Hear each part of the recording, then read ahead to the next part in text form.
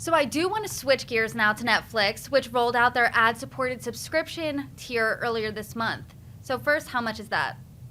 The subscription tier itself, it's about $7, I think, compared to $16, which is their current rate. Yeah, so it's a huge decrease. And a Morning Consult poll found in August that 61% of U.S. adults who don't pay for video streaming subscriptions say the reason is because it's too expensive. So do you think that this price point would be a good price for people to reconsider that?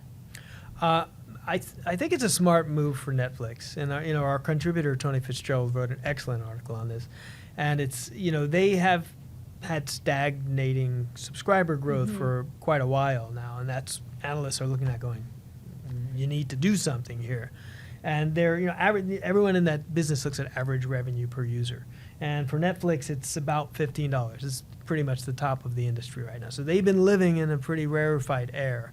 Most of the others are somewhere around $10. You look at Hulu, which also has an ad-supported tier, it's around $13. Disney is on the low end, at a little under $5. So the analysis then becomes, can you bring in more consumers at the lower price point? Yes, they probably will. Will they be consumers that are trading down from the ad-free tier? Nobody knows that yet. It hasn't been shown.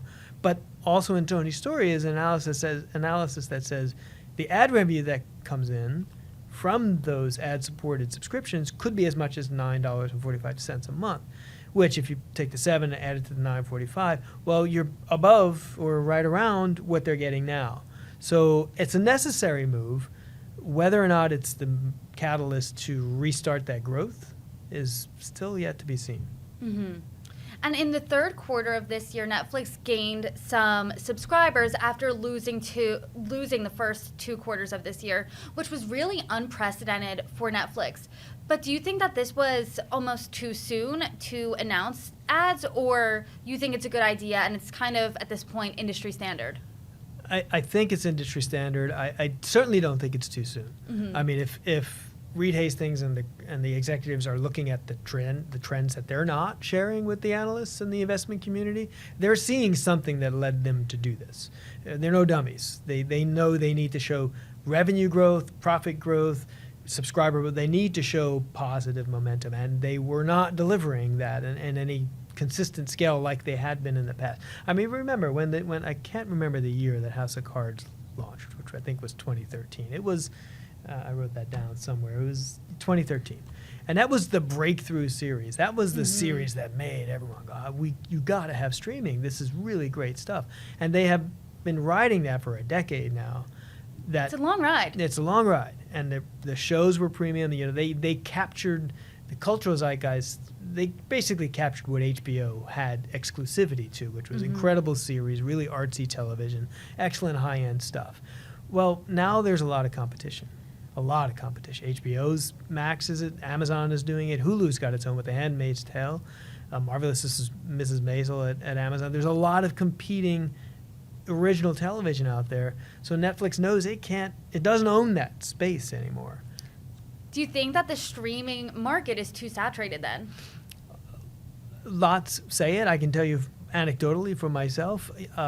I would like to get them all, but I'm not going to pay for them all. Everyone knows it's, if you bought all the streaming services out there, even if you went with the ad tier, you're not saving any money from what you were paying for cable back in the day, right? And now you have to keep switching from one to the other, and it's a pain. So I wouldn't say there's too much because, good television is good television, and there's great television out there. So, and America has never been one to limit choice. So it's hard to say there's too much. There would be nice to see some sort of aggregated system, but no one really has anything meaningful on the table to bring that into fruition. Yeah, and you were saying that House of Cards really just blew Netflix wide open in 2013, and since then they've been really unstoppable with must-see series. Like time and time again, there's always something to watch on Netflix. There's something everyone's talking about. Why do you think that they were losing subscribers to begin with? I think that has to do with the quality of the competition and the sheer number. It's good, yeah. Yeah, I mean, it's just a few years ago that Paramount Global lost, or whatever it was when they changed the name. Peacock came out all within the past couple of years. Not that those have really changed the industry, but it's just more distraction. Amazon now has live streaming sports. Apple TV hasn't really broken out here, but they're still out there. So I think the issue is competition, for sure.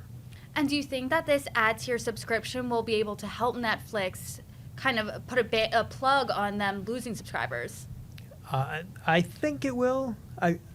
Yes, I think they will continue. They will add subscribers. I think the investors have gotten so accustomed to such a large number of subscribers joining Netflix, they may not be able to do that. There may just be too much. You know, the Disney phenomenon, which is when Disney came out and they suddenly hit 100 million, like overnight, it seemed like.